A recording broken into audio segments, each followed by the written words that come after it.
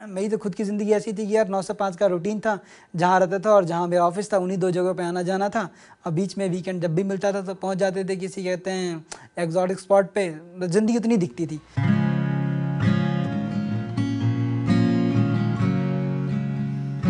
India against corruption movement जब जोर पे था तो हर कोई पहली बार सोचने में मजबूर हुआ कि आखिर चल क्या रहा है। Inspired by the anti-corruption movement, Rakesh became a volunteer for a political party in his constituency.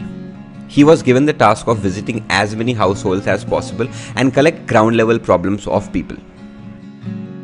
इसमें तो कोई मतलब देशभक्ति ऐसी जो जुनूनी फलाना ठिकाना काम लोग कहते हैं वो होता है नहीं। बड़ा सिंपल सा काम है कि मतलब डेटा कलेक्ट करो और पहुंचा दो हेडक्वार्टर। तो हमने कहा ठीक है यार पहुंचा देते हैं हेडक्वार्टर। अब वहाँ पहुँचने के बाद पता चला कि भाई हमने कहा क्या करेगा इसका वो इस्तेमाल।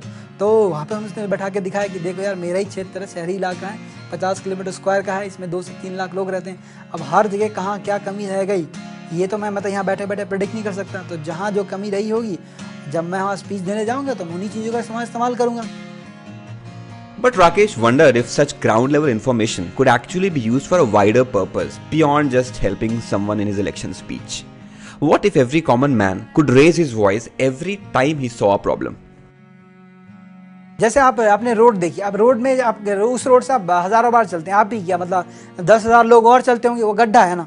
अब उस गड्ढे के बारे में आप जाके तो कम से कम हर बार पीडब्ल्यूडी डिपार्टमेंट के पास तो जा नहीं सकते है ना। अगर आप अकेले जाओगे तो लोग कहेंगे कि भाई तेरे को कितनी चुल्लू है ना। लेकिन आप फिर भी अपना पार्ट प्ले करना चाहोगे कि भाई अरे मेरे को दिख रहे, कम से कम और कुछ ना कर सकूं तो कम से कम दिली तसल्ली के लिए उठा तो दूं।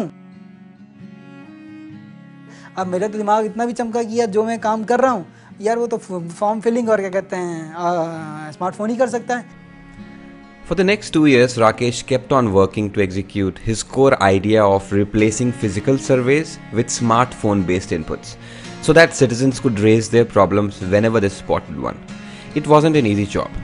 There were ups and downs, but then there were people around to help Rakesh.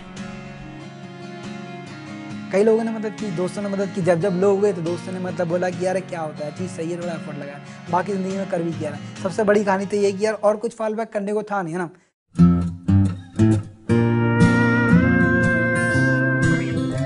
तो जो हमने एप्लीकेशन अभी बनाया है उसमें ये है कि भाई एज ए सिटीजन आपका काम केवल इतना सिंपल है कि भाई जो भी नागरिक सेवाएं हैं आपके लिए, अगर आपको कहीं भी लगता है कि कोई वो नागरिक सेवा जो है आपके स्टैंडर्ड को मैच नहीं कर रही, तो आप उठाओ गड्ढा, देखो 2 बटन 3 बटन दबाओ, आपका काम डन। 10,000 लोग उस रोड से गुजरते हैं, अगर वही 10% भी करने लग जाए तो रोज 1000 लोग किसी के बारे में उठा रहे हैं, तो भाई किसी ना किसी की तो नजर पड़ने वाली है। अब तक जो लोगों को पता नहीं था कि भाई यहाँ गड्ढा है, अब सबको पता चल गया यहाँ गड्ढा है। Now that the issues can be crowdsourced in real time from the citizens, everyone can see for themselves what the real impending common problems of people are.